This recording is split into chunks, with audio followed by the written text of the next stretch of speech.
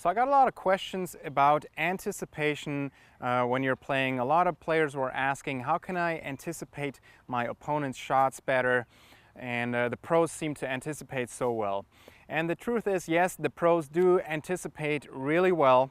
A lot of times they pick up on minor details, and that gives them a very good idea about where the next shot is going to come.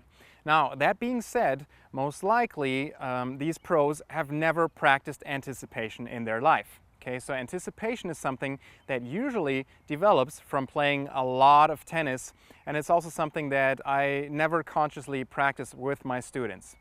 That being said, especially at the rec level, I think there are a few things to keep in mind that can certainly help you with anticipation.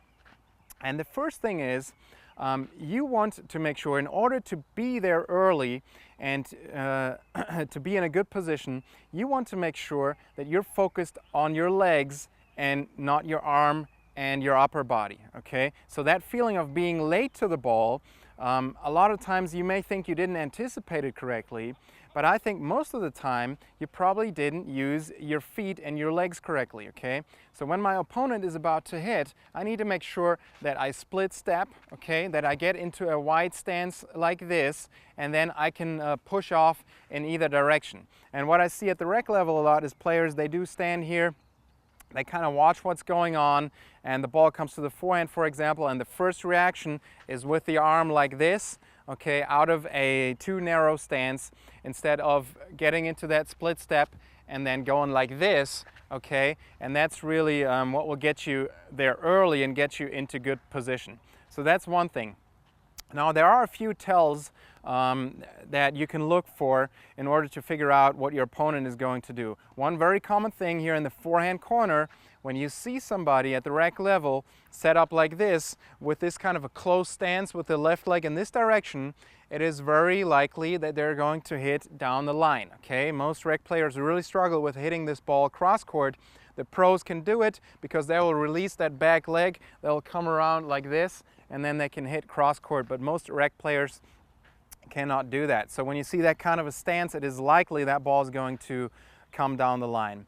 The other thing that I see is if players want to hit cross court, they tend to set up open a lot, and you will see that they'll really try to throw that shoulder around like this, okay?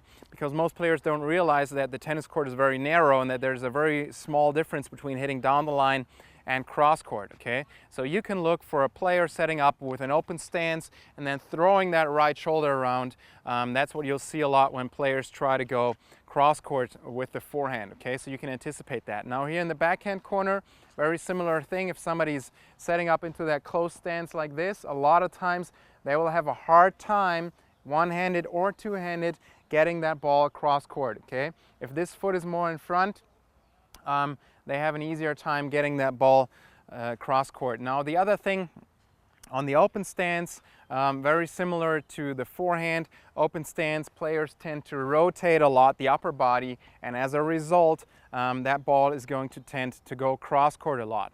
So those are some of the things you can look for. Now of course this is not going to be true for all players, just some general ideas of what you can look for. On the serve, usually the toss is the biggest tell. Okay, so the toss can a lot of times tell you where that serve is going to go. Most players, when they want to slice out wide, tend to toss the ball further over to the right, okay, in order to have a better angle and get that ball to slice out wide. Now, of course, the pros, they'll hit that first serve in all directions off of the same toss, but at the rec level, you rarely see that, okay, so you can really do some reading on the toss.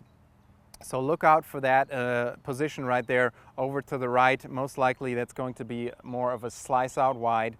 And when it's a little further over to the left, then the chances are higher that it's going to come more to the body or to the backhand. In the ad court, once again, if they toss it further to the right, they probably want to slice it down the tee, okay, so you can look for that. And if the toss is a little more over their head, a little further to the left, okay, then it's more likely that they will hit that serve out wide to your backhand, assuming that you're a right-hander. All right, so much for anticipation. If you enjoyed this video, I'd like to ask you to click the like button below And also subscribe to my YouTube channel if you haven't done so yet, because then you will receive all of the newest videos.